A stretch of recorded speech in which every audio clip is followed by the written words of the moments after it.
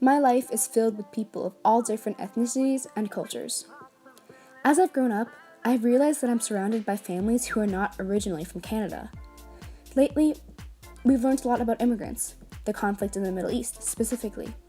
But for me, it was my parents. Both of my parents were immigrants, and I was pardoned from a life of hard labor.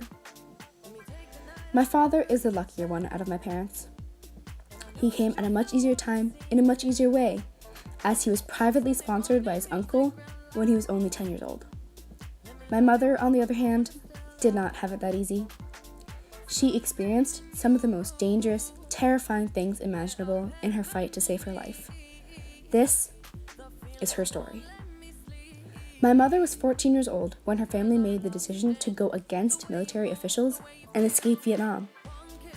Her life in Vietnam was honestly quite simple. She grew up in a small village in southern Vietnam. They owned a farm, and my grandfather was a fisherman. When it became prevalent that their lives were in danger, they set sail on my grandfather's small fishing boat in hopes of a new life. That was in May of 1988. They were on the boat for 4 excruciating days and 3 sleepless nights before they reached the shores of Malaysia, where they would spend the next 2 years in Pulau Bidong refugee camp. A refugee. A person who has been forced to leave their country in order to escape war, persecution, or natural disaster. Upon arrival at the camp, my family was able to stay together as they were placed in the same group along with hundreds of others.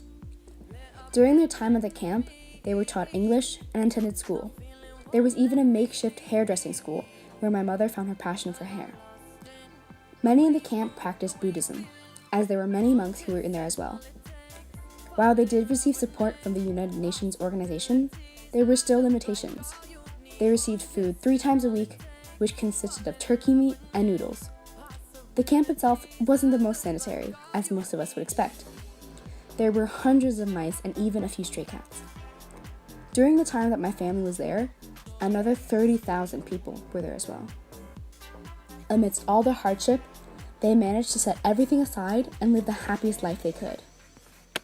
Many of the people that my mother met in the camp, she still is in contact with to this day through the wonders of social media. After 2 years in the camp, in 1990, my family was sponsored by the Canadian government. A government official came to the camp and conducted interviews with families to decide who they would sponsor. My family was lucky enough to get an interview. But after the interview, there was radio silence. My family wasn't told anything about whether or not they were accepted.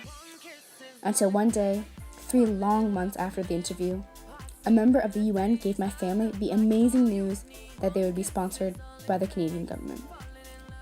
They would then spend some time learning about Canada, the lifestyle, history, and just the country itself. On June 11th, 1990, my family left the camp. They traveled by bus to the city of Kuala Lumpur, where they would take a flight to Hong Kong, and they stayed overnight in a motel in Hong Kong before flying to Vancouver. They arrived in Canada on June 12th, 1990, and it was undoubtedly the best day of their lives. The entire time they were traveling to Canada was an incredible experience.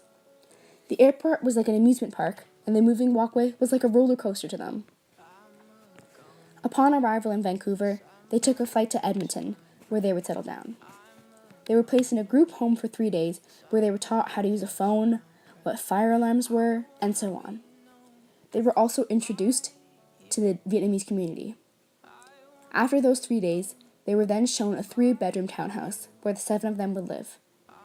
And then my mother became a true Canadian citizen. She would wake up at 5 a.m. to take 3 buses just to get to school, and she was happy doing so. In July of 2012, my mother reunited with approximately 40 of her friends from the camp in Vancouver.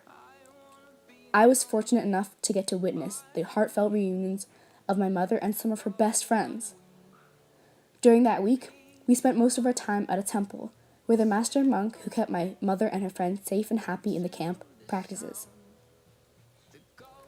As we hear a lot about immigrants in the news and about the horrors of what President of the United States, Donald Trump, wishes to do about immigration, think about the lives that are saved and the lives that are created through immigration.